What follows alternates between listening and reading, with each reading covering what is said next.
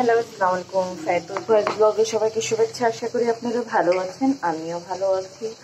আর এখানে আজকে আমি আবার কই মাছ রান্না করছি। তো কই মাছে আজকে আলু, মিষ্টি কুমড়া দিয়ে রান্না করব। তো আলু আমি এভাবে লম্বা লম্বা পিস করে করে কেটে নিয়েছি, আর মিষ্টি কুমড়াগুলো কেটে নিয়েছি। ঠিক আছে, লম্বা লম্বা পিস করে কেটে নিয়েছি। সবগুলো সুন্দর করে পিস কেটে নিলাম। তো এখন এগুলো কি সুন্দর করে ধুয়ে নিব। এখানে আমি মাছটাও ভাজা শুরু করে দিয়েছি, অলরেডি মাছ ভেজে নিচ্ছি।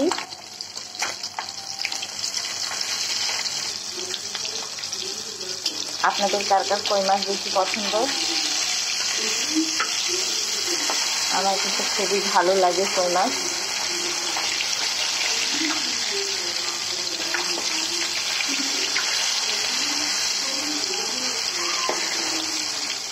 কই মাছটা হালকা করে ভেজে নিব, বেশি ভাজবো না।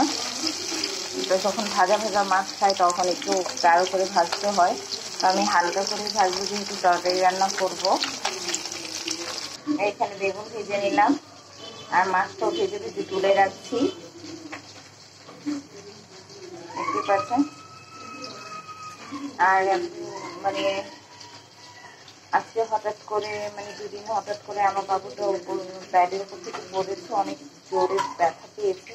তারপরে অসুস্থ, অনেক অসুস্থ, শুধু কান্নাকাটি করে। অনেক বলতে কান্নাকাটি করতে থাকি সবসময়, একটু স্থির হয়ে থাকতে চায় না। তো আপনাদের সাথে কথা বলতে বলতে আমার ডালটাও হয়ে গেছে, ভাতটাও হয়ে গেছে। সবটা করে দিলাম। ডালটা ফুটে গেছে, বাজার দিয়ে দেবো। মাছালা তেলটাতেই আমি মিষ্টি কুমড়া আর আলুটা একটু ভেজে নিচ্ছি।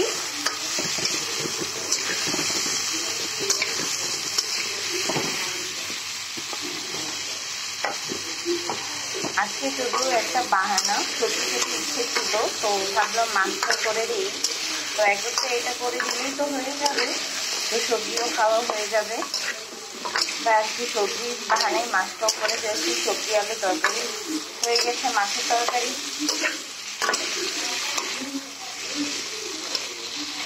একটু এখন লবণটা দিয়ে দিই, লবণ দিয়ে দিয়েছি, এখন ভেজে নিচ্ছি। আমার ভিডিও ভালো লাগলে একটা লাইক, শেয়ার, সাবস্ক্রাইব করে দিবেন।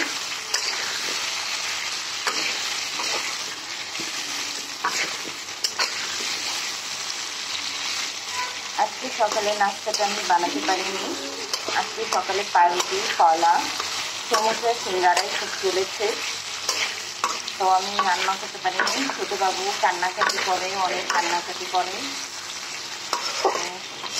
কিছুটা সময় স্কিপ করে যেতে হয় রান্না বান্নাটাও, কারণ বাবুকে সামলানো খুবই কষ্ট। আর যখন আপনার সন্তানরা অসুস্থ থাকবে, তখন যারা মা আছেন, ছোটো বাচ্চা আছে, তারা তো ভালোই বোঝেন কত কষ্ট হয়ে যায়। সব কিছু ম্যানেজ করাটা অনেক কষ্ট হয়ে যায়। তো কথা বলতে বলতে আপনাদের সাথে আমার রান্নাটাও হয়ে গেছে, ভাজা হয়ে গেছে সুন্দর করে। আমি আর বাসনটা চেঞ্জ করিনি, সেই তেলের মধ্যেই, ভাজা তেলের মধ্যেই আমি মশলাগুলো কষিয়ে নিচ্ছি। আর সব মশলা একত্রে দিয়ে দিয়েছি আমি, আপনাদেরকে দেখাতে পারিনি। আদা, রসুন, পেঁয়াজ সব একত্রে, মরিচ, রসুন গুঁড়া, কিছুটা ব্লেন্ডারে ব্লেন্ড করার সময় রয়ে গেছে, সেটাই আসতে রয়ে গেছে।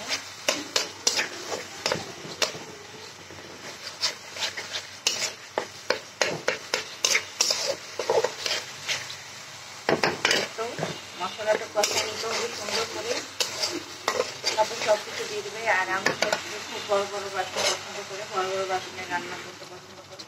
আর আমি এইসবে রান্না করবো খুবই রাগ করে। তো ভাবলাম যে এখন এটাতে এই মশলাটা কষিয়ে নিই, তারপর যে আর একটা আলাদা বাসন একবার ঢেলে নেব, নাহলে উনি দেখলে আবার রাগ করবে। আর আমি যেহেতু শাশুড়ির সঙ্গে থাকি, তো শাশুড়ির সব কথাই মেনে চলতে হয় আমার।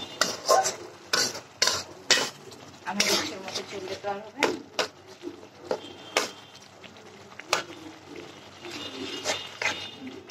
এটা কষাই নিতে হবে সুন্দর করে।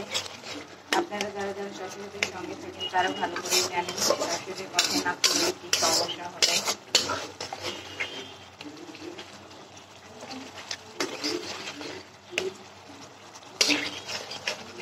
আমি ভালো করে সবটা ভালো করে ভেঙে নিতে হবে। তেলটা যখন ভেসে উঠবে তখন ভেবে মানে বোঝা হয়ে যাবে যে আমার মশলা কষানো হয়ে গেছে সুন্দর করে। তো আমি আবার পানি দিয়ে দিয়েছি, আরো একবার কষায় নিব সুন্দর করে।